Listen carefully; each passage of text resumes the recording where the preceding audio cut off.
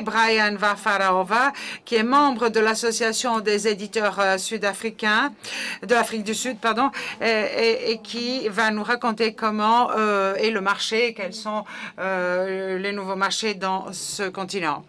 Merci. Je vais essayer de vous donner quelques idées, quelques informations concernant de ce qui se passe en Afrique du Sud, et ensuite je vais tirer des conclusions. En Afrique du Sud,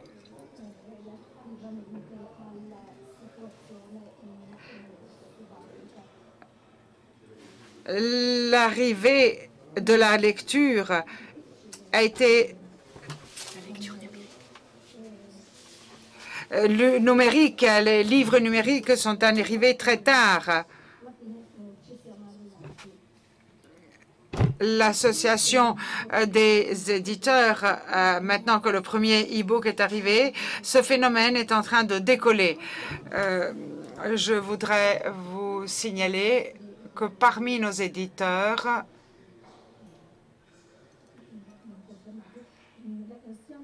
les plus importants sur le marché, 3 plateformes sont en train d'être préparées pour des applications de e-book. Mes observations à cet égard sont les suivantes. Les éditeurs doivent collaborer avec les distributeurs et doivent se préparer pour un avenir qui s'avère de plus en plus proche. Par exemple, les distributeurs principaux, une chaîne qui s'appelle Exclusive Books, le nombre de e-books que nous vendons est moins de 1%, moins que 1% du marché. Et il y a une certaine prudence à parcourir ce chemin parce qu'il semble que les revenus des e-books soient moins importants que les revenus qui peuvent arriver d'autres produits. Pratiquement, les marges sont très limitées.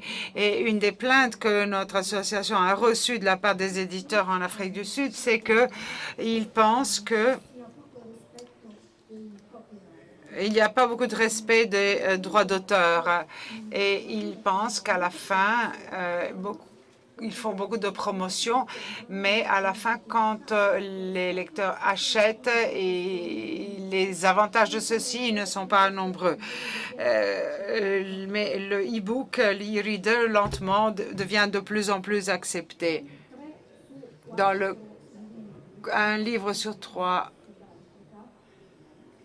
maintenant provient soit du Royaume-Uni, ce sont des titres des Royaumes-Unis ou des États-Unis, et ceci évidemment a un impact important sur les ventes. Je voudrais aussi parler un moment de ce qui se passe dans le domaine de l'éducation, parce que 65% de notre activité en Afrique du Sud concerne l'éducation, et dans le reste de l'Afrique, ça représente 95% des livres qui sont vendus.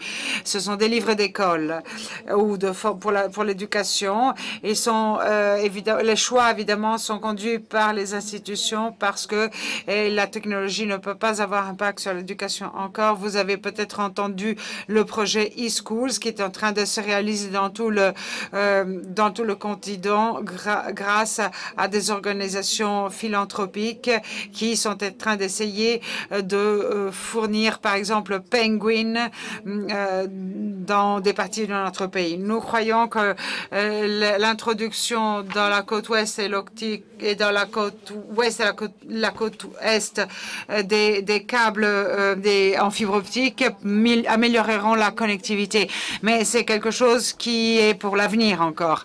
Il y a beaucoup d'intérêt avec les plateformes mobiles de consommation, et là je suis d'accord avec vous. Si vous regardez l'Afrique australe par rapport au reste du continent, il y a beaucoup plus de connectivité mobile, beaucoup plus, parfois 10 fois plus que dans le reste du continent.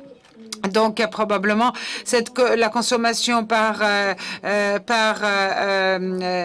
support mobile démarrera beaucoup plus rapidement qu'avec les tablettes. Ceci, évidemment, porte à des activités de révision et à des échanges d'informations qui peuvent être consommés dans les bandes étroites. Il y a aussi de l'activité qui est faite dans le domaine des livres pour les teenagers, parce que les teenagers sont plus attirés par des gadgets plutôt que par des livres, smartphones et d'autres outils de ce genre. J'espère de pouvoir faire d'autres observations, de pouvoir revenir pendant le débat sur ces questions plus tard.